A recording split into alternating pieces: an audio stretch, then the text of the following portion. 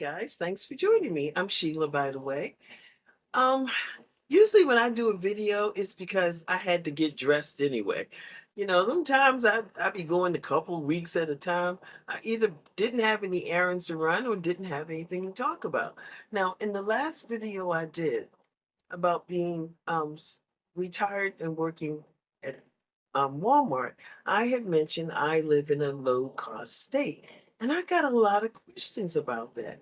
So I thought today, well, I'm not going to tell you what state I live in because, see, I remember when I was doing those Amazon videos and all those government workers who came to the videos were appalled that I made videos about my company. I'm not going to tell you how many people said they were going to call Amazon.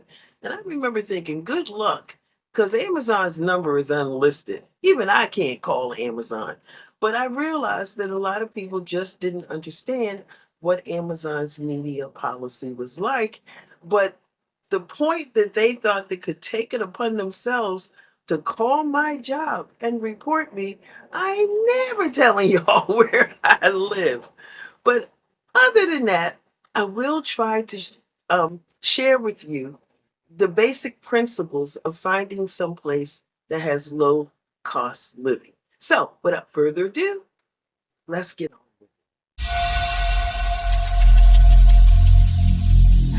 Every single day, I'm gonna make something great.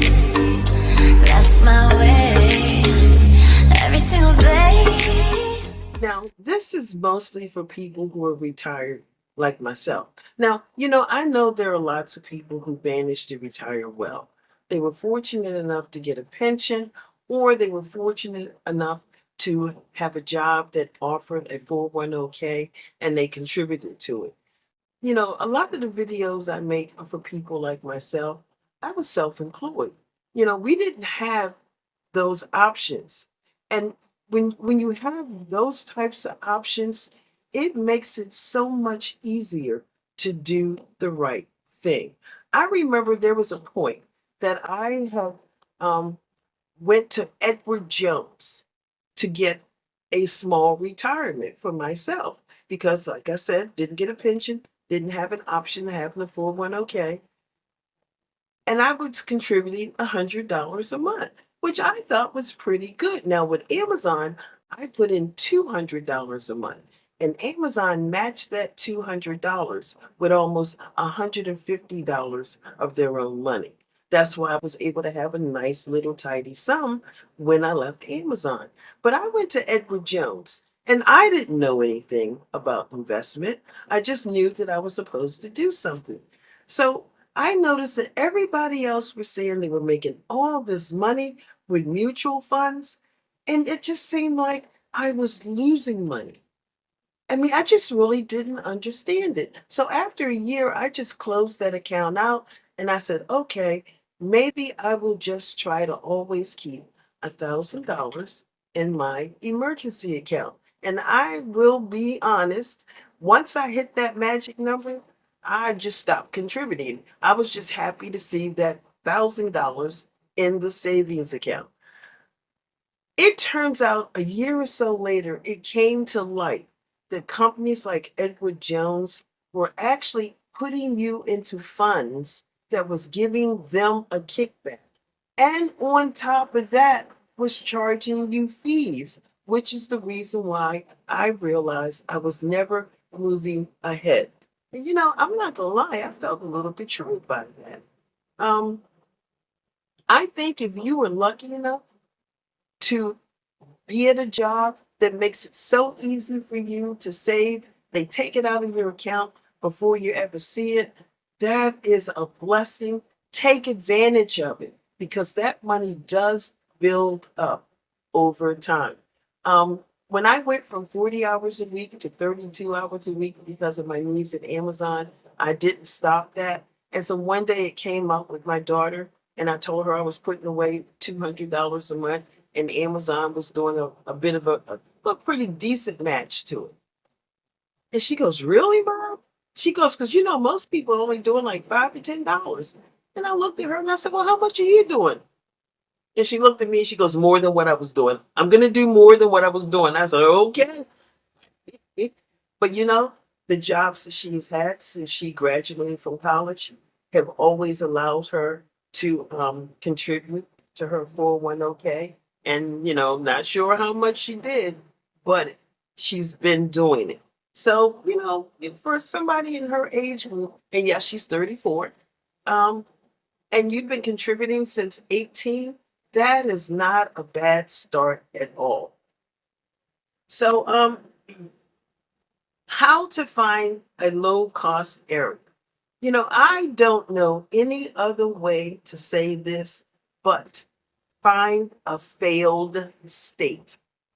Now, for me, my Amazon was in a relatively well to do state, but the state next door was considered a failed state. Now, when you have a failed state, not every city is in poverty. Some cities are better than others. So if you go to a failed state, whatever city is on the border of a well to do city, that city's cost of living will be a lot lower than the well to do city across the border.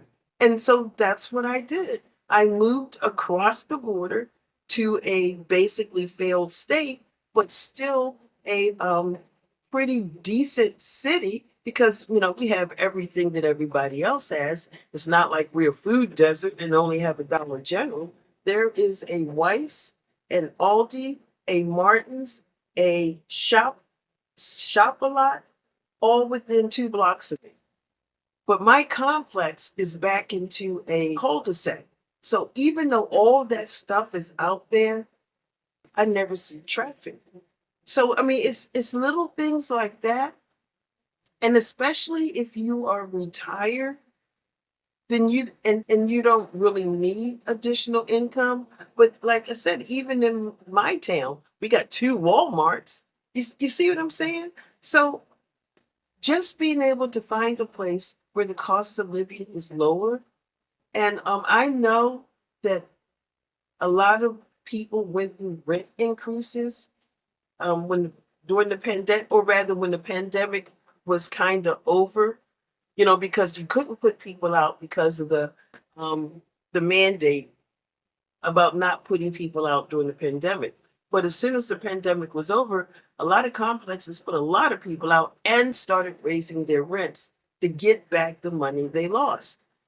My biggest suggestion is find an older privately owned company, not a corporate company, but an older privately owned company.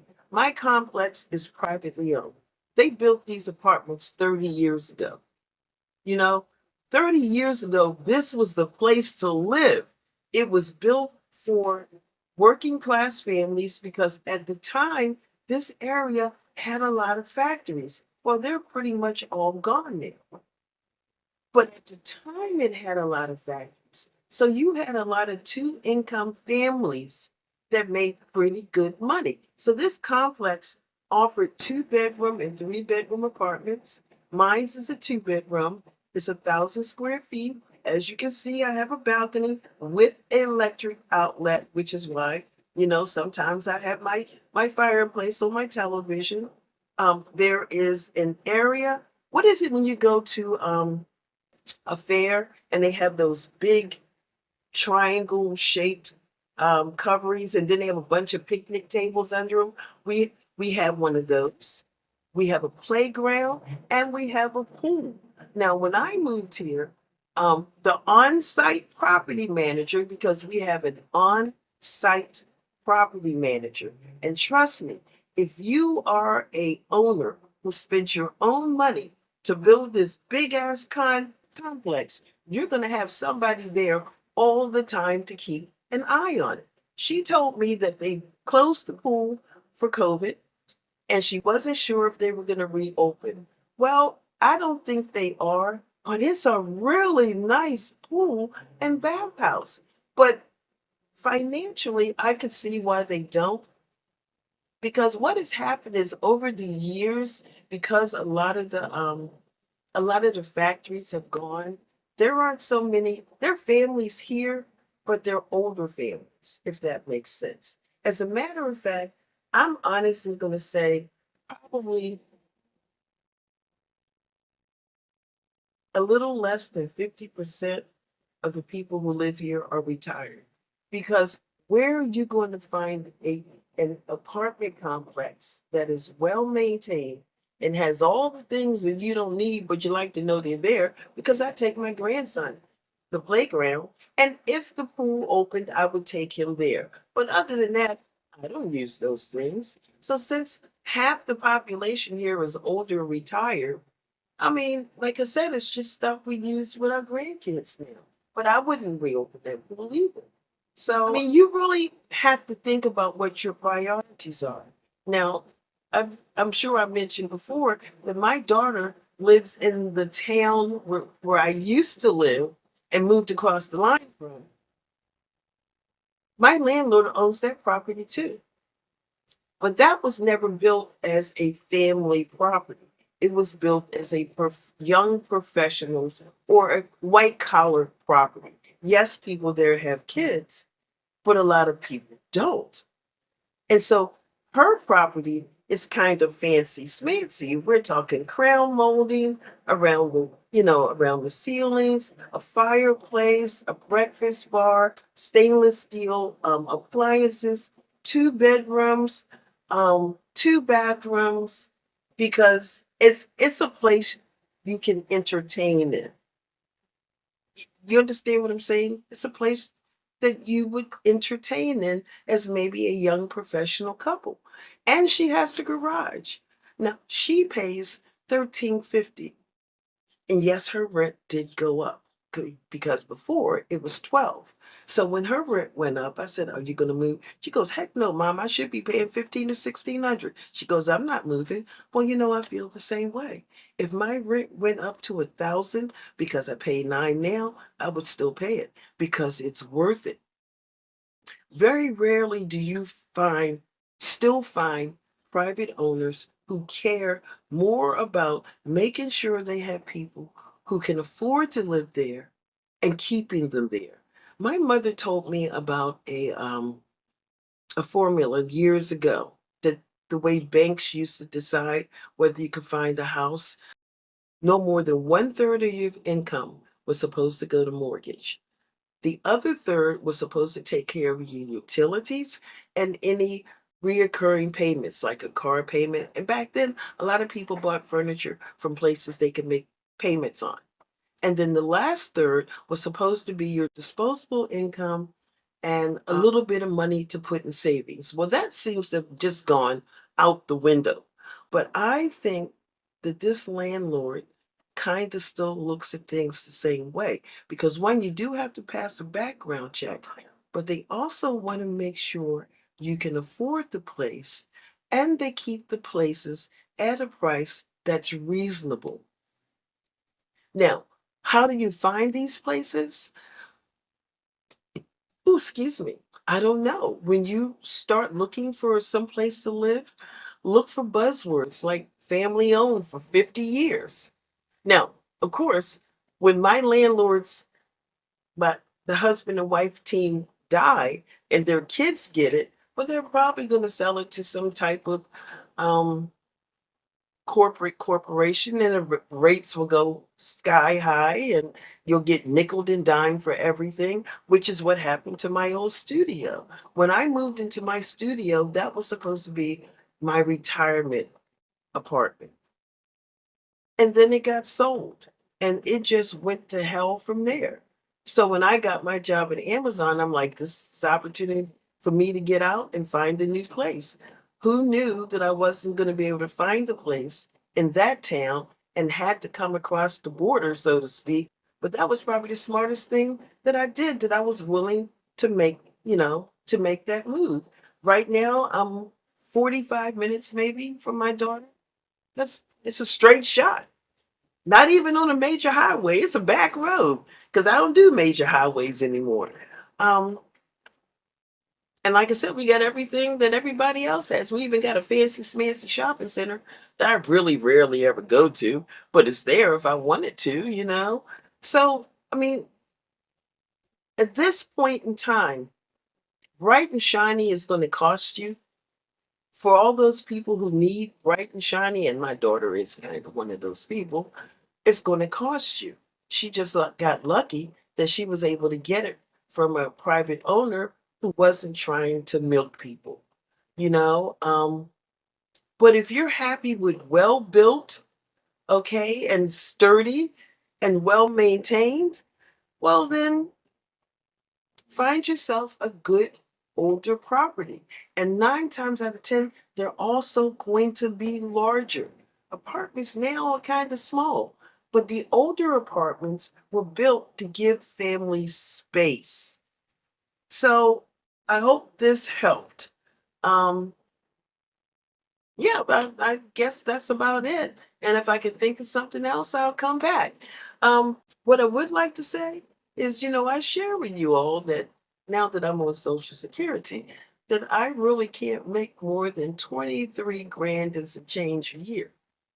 And based on the fact that I didn't work 3 whole months this year and only worked 25 hours, no more than 25 to 32 hours at Amazon the first 3 months, my Social Security advisor told me I was pretty well okay to make as much as I wanted because I probably wouldn't hit that that that peak of 23,000.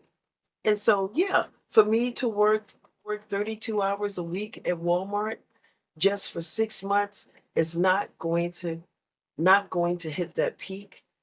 Even if I include what I made from Amazon for those 3 months, I would be fine. And I understand why he said I would be fine. What I didn't take into account is having a couple of videos that people really wanted to watch because normally it's just my loyal following. So to go from maybe 3 or 4 thousand views to over 90, y'all put my Social Security at risk. Okay. So 2 week time period here, I am only scheduled at Walmart for let's see, 15 hours 1 week and 24 hours the next week. And I'm like, thank you, Jesus, for that. And I'm not even complaining because I kind of need to offset this. So I know that this won't last, but I thank you for the support. Um, but if it does last and the videos keep getting views like this, I'm just gonna slow up on the videos. Okay, just go slow up on the videos. And I decided that I would open a second checking account for the money I take out of my paycheck and put in savings, and the money that comes in from YouTube, because the original the savings account I had is where my nest egg is. Because just in case, come January or February, and Social Security wants to take a check, well, then that money can still pay the bills. But I just wanted to say thank you all. And it's nice to know that you some of the things you talk about, people have an interest in. So until the next video, take care, stay blessed, and I'll see you then. Bye.